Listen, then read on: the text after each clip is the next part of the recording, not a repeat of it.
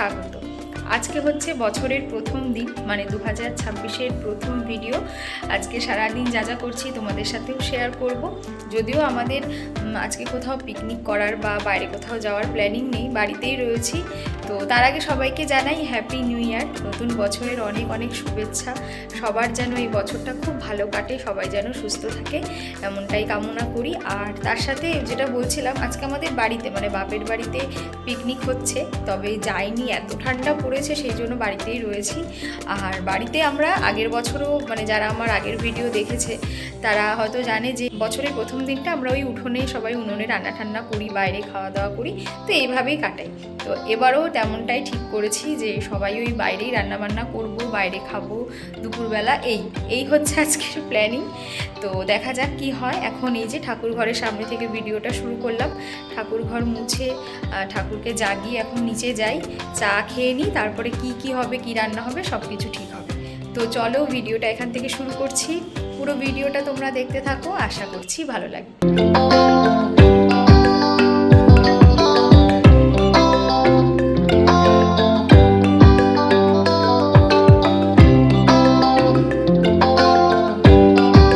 সকালে নিজেরা চা খেয়ে মাম্মাকেও এখন খাইয়ে দেবো দুধ আর রুটি, তারপরে রান্নাবান্না শুরু হবে। বাবা বাজার করে নিয়ে এসছে। তো আজকে মাংস তো রান্না হবেই, তার সাথে হবে শার্টিন মাছ ফ্রাই। শার্টিন মাছ অনেকে হয়তো চেনে বা অনেকে চিনলেও খায় না, তবে এই মাছটা না মানে একদম ঝাল খেতে, আর নয়তো পিলে করে ফ্রাই মতো মানে ফিশ ফ্রাই মতন খেলে বেশি ভালো হয়। তো এটাকে এখন সাইজ করে কাটবো।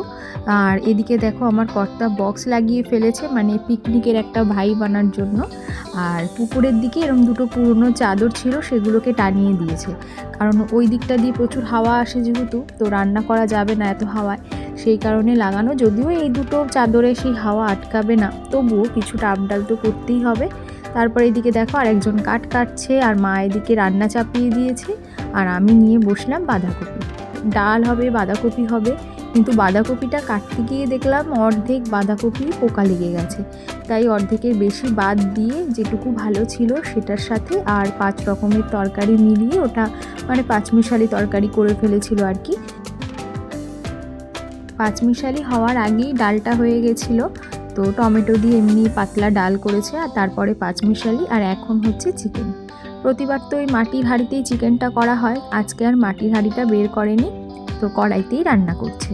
কাঠের জালে কড়াইতে হোক বা হাঁড়িতে, একটা আলাদাই কিন্তু মাংসের স্বাদ থাকে। একই মশলা দিয়ে একইভাবে গ্যাসে করলে যা স্বাদ হয়, উনুনে করলে কিন্তু তার থেকে দ্বিগুণ বেশি স্বাদ ভালো হয়। আজকের মাংসের ঝোলটা দেখলেই তোমরা বুঝতে পারবে যে কতটা ভালো হয়েছিল। তো ওইদিকে মা তো রান্নাবান্না করছে, আর আমি মাছটাও কেটে নিয়েছি। আর মাছটা ফ্রাই করব বললাম, সেই কারণে এইভাবে পাতলা পাতলা করে পিলে বের করে নিয়েছি, কাঁটাটাকে বাদ দিয়ে। আর এই মাছের কোনো কাঁটা থাকে না, ওই একটাই শিরদাঁড়া। তারপরে দেখো নুন, হলুদ, লেবুর রস একটু দিয়ে দিলাম। এরপর দেব ধনেপাতা বাটা আর আদা, রসুন, কাঁচা লঙ্কা বাটা, ব্যাস, আর কিচ্ছু দেব না। ভালো করে ম্যারিনেট করে রাখবো। আর সকালেই মাছটা এনেছে, আর যেহেতু সকালের দিকে একটু ঠান্ডা, আমি একটু দেরি করেই মাছটা কেটেছি, মানে একটু আগেই কেটেছি, সেই কারণে সকাল থেকে আর ম্যারিনেট করতে পারিনি। আর এখন আর বেশিক্ষণ রাখারও সময় পাবো না। তো তোমরা যদি কখনো করো, এটাকে মোটামুটি আধ ঘন্টা মতন রেখে দিলেই না।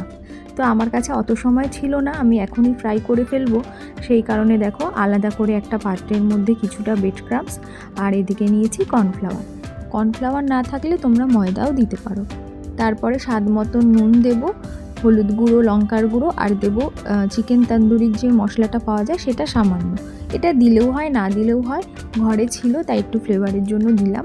তারপর জল দিয়ে একটু ঘন ব্যাটার তৈরি করে নেব। তারপরে মাছের পিলেগুলোকে এই ব্যাটারে প্রথমে চুবিয়ে নিয়ে ব্রেড ক্রাম্বস দিয়ে ভালো করে কোট করে এগুলো আলাদা আলাদা করে আমি সবকটা রেডি করে নেব। তারপরে একবারে একটা একটা করে ফ্রাই করব।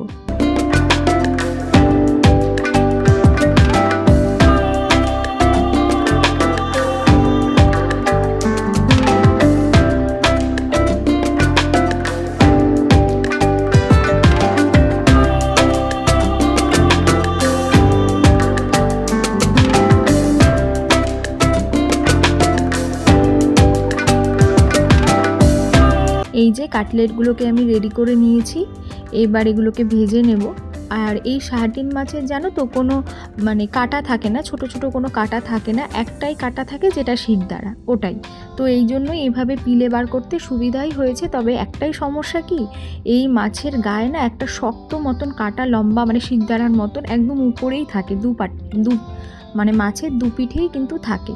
তো ওইটা কেটে ফেললে পারে আর এই মাছ কাটতে কোনো অসুবিধা হয় না। তবে এই মাছের একটা স্ট্রং গন্ধ থাকে, তার জন্য অনেকেই খায় না। তবে এইভাবে ফ্রাই করে তোমরা খেতে পারো, বেশ ভালো লাগে।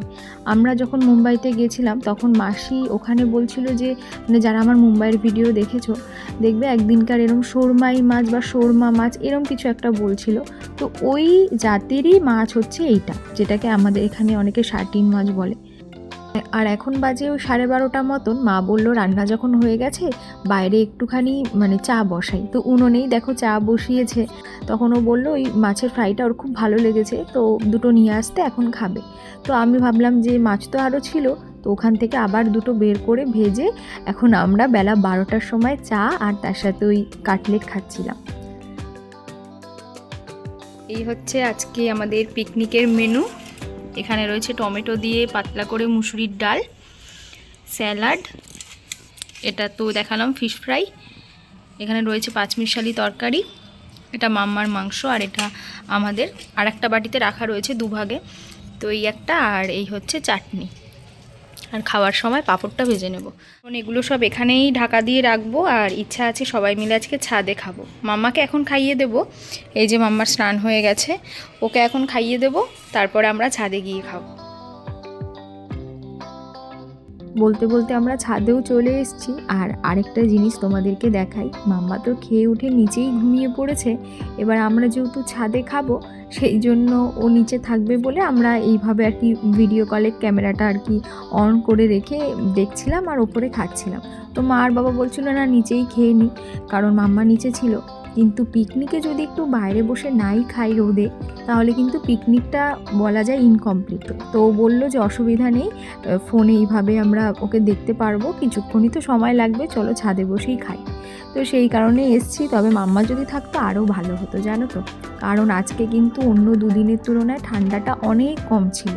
মানে আগের দুদিন যেই পরিমাণ ঠান্ডা ছিল সেই তুলনায় আজকের দিনটা সবাই ঘুরতে বেরোবে, পিকনিকে যাবে, তার জন্য একদম পারফেক্ট ওয়েদার সকাল থেকে।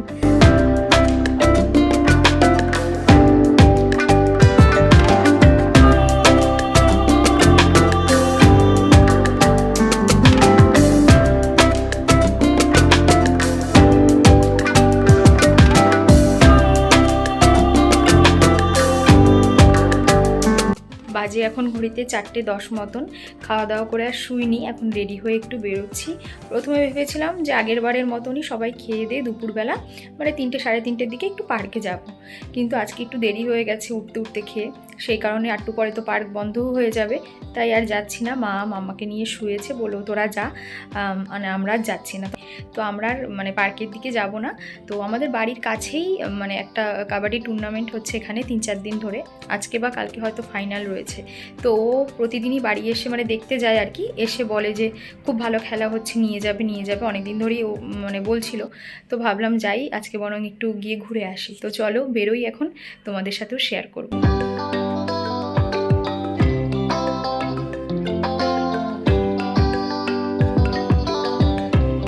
হাডুডু বা কাবাডি খেলা এখন সেইভাবে দেখাই যায় না, বহু বছর পরে দেখলাম। প্রথমে ভেবেছিলাম বেশিক্ষণ দাঁড়াবো না, চলে আসবো, কিন্তু যাওয়ার পরে এত ভালো লাগছিল যে বেশ কয়েক ঘন্টা ওখানে ছিলাম। আর এখন হচ্ছে ছেলেদের খেলা, যেটা ছিল পুরুলিয়া আর মিলনী মানে মসলন্দপুরেরই একটা টিম। আর এখান থেকে যারা সিলেক্ট হবে তারা ফাইনালে যাবে, যেটা আরেকটু রাতের দিকে হবে। দেখো তোমরা, আশা করছি তোমাদেরও ভালো লাগবে।